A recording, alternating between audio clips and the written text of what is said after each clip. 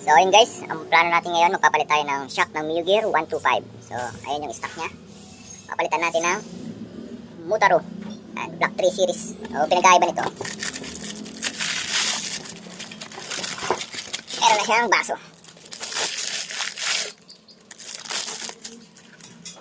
Yan. Para medyo mas maangas. Kaso ang problema natin, medyo madugo pagtatanggal nito guys. Kailangan natin siyang hubaran. Tatanggalin natin lahat ng fairings niya. Ayan, pati upuan, tangke, para ma-access natin yung bolt dito sa loob. Bali, ang nakikita ko pala na kailangan, ito pa lang, screwdriver, ratchet, size 10, size 14, tapos size 12, saka 14, yan, pang ultra. So, simulan natin. Bali, ang unahin natin gagawin dyan, tatanggalin muna natin itong, ito, tapos upuan, fairings, itong compartment niya, yung battery, tangke. So, simulan natin.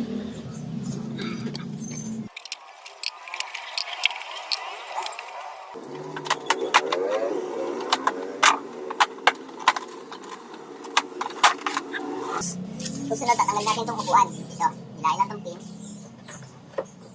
Yan, tanggal na siya. Tapos yan, susunod natin tatanggalin itong fairings. Itong tornilyo. Ito. Dito, tornilyo dito. Tapos itong mga tornilyo sa ilalim.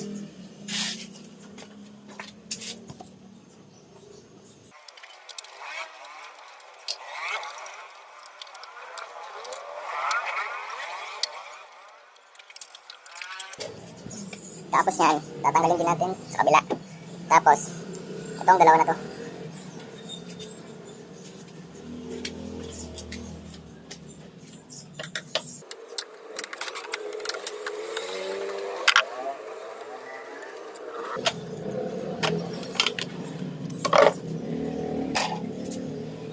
Kasi mayroon pang matago. Meron yung ano, ingatan nyo baka mawala.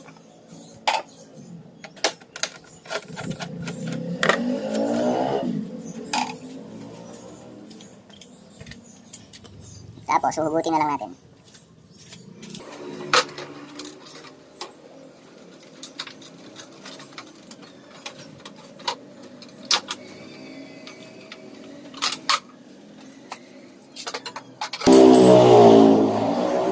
Bali, ayun yung tornilyo niya sa likod. Hindi siya maabot ng spanner. Depende kung paano niya gagawa ng paraan.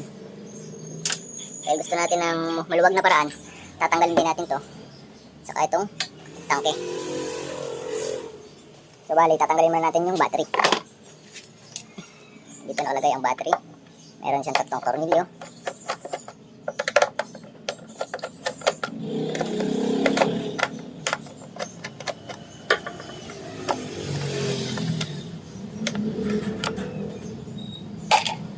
Yan, ito yung kanyang battery. Tapos yung battery merong dalawa.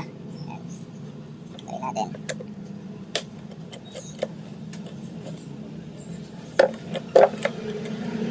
Ibalik lang natin para hindi mawala kasi yung baka malaglag yung lock niya sa ilalim.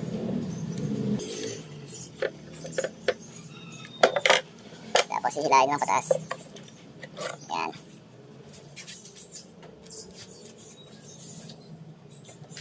Pagkatapos nyan, tatanggalin din natin yung kabilang fairings.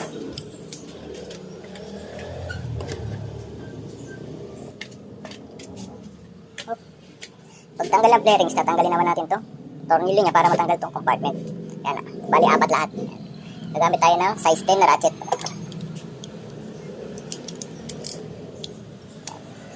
Size 10.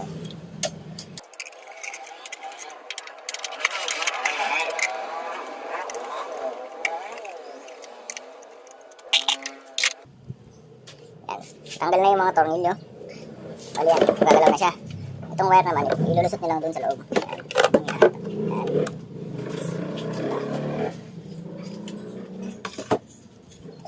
Silipin natin. Hindi pa rin siya kayang i-access. Tatanggalin naman natin itong upuan. Ay, tangke. Bali, kailangan natin luwagan. Ito naman. Ito, saka ito. Para matanggal natin yung tangke. Ang gagamitin, size 10 pa rin na ratchet.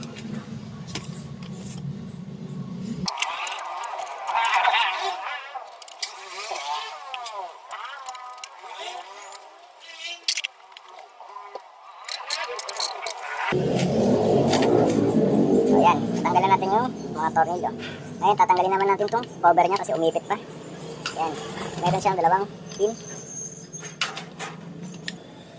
So, yan. Tinanggal lang yung pin. Yung pin.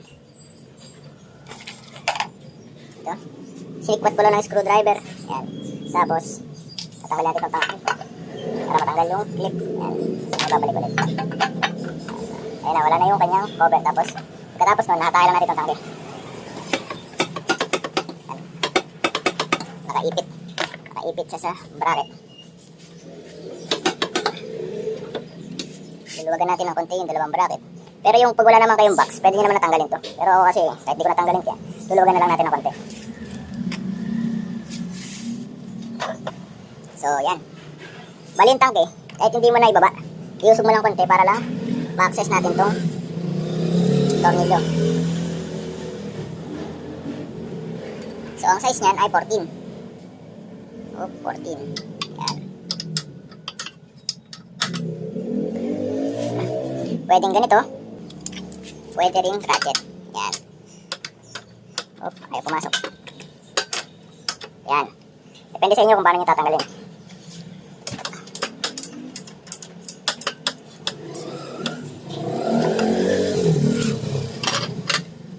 Tawagan mo na.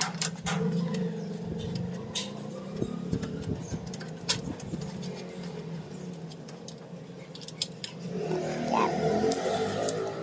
Tapos, itong nasa baba. Ito, size 12.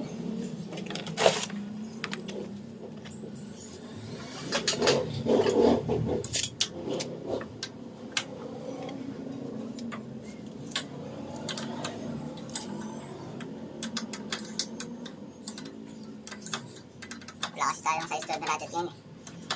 Nasa hiraman.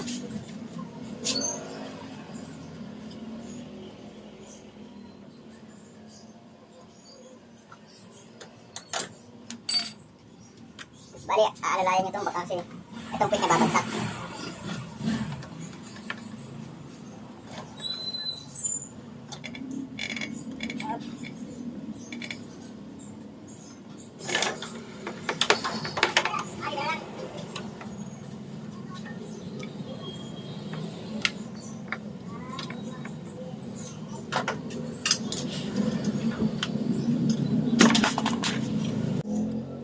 Sa pagkakabit, uunahin natin kabit to sa may taas.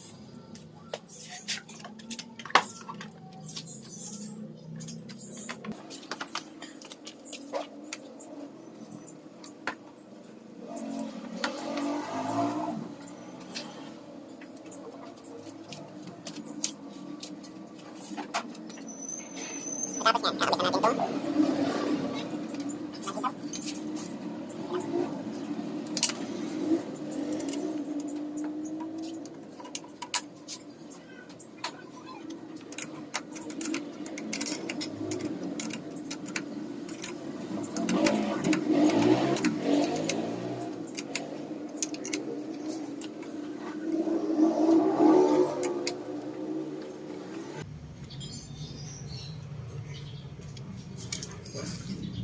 Tapos, higpitan din natin yung dito.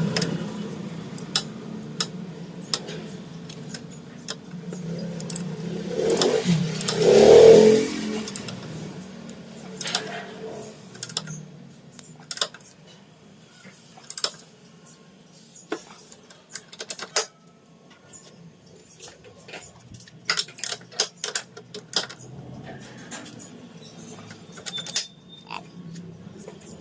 Oop.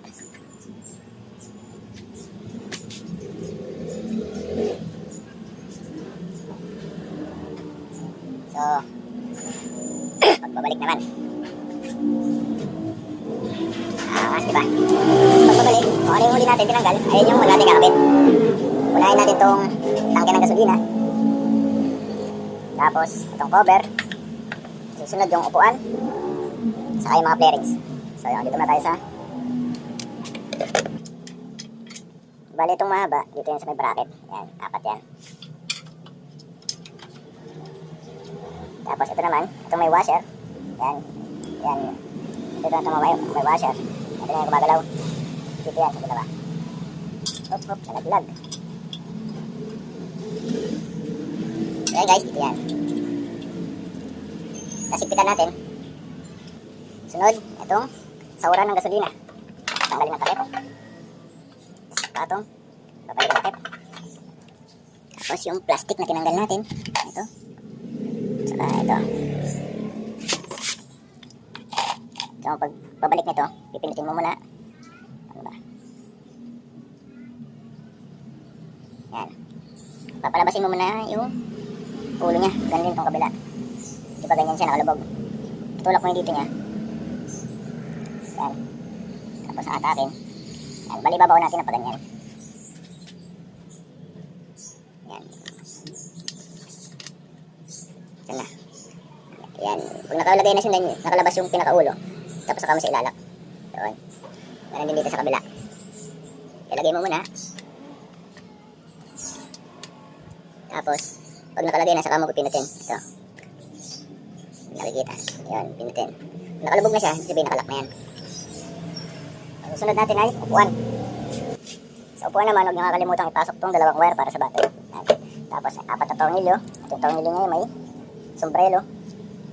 Dito.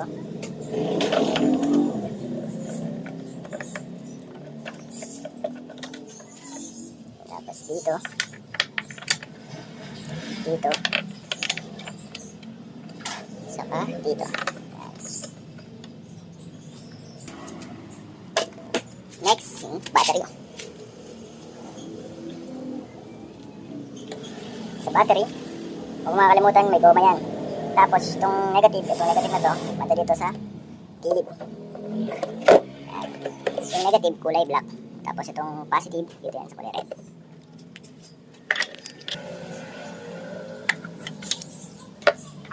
Tapos ilagay natin yung cover. Sa cover niya, merong 3 tornilyo.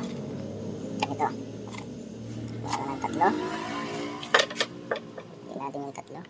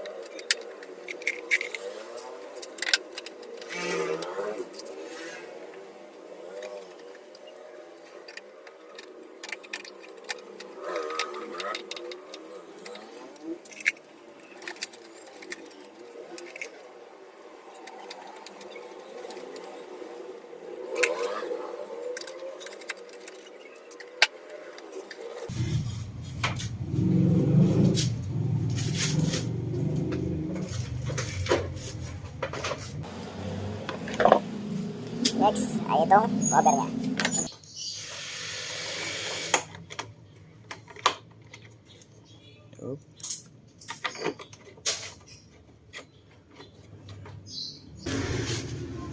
Next, yung upuan.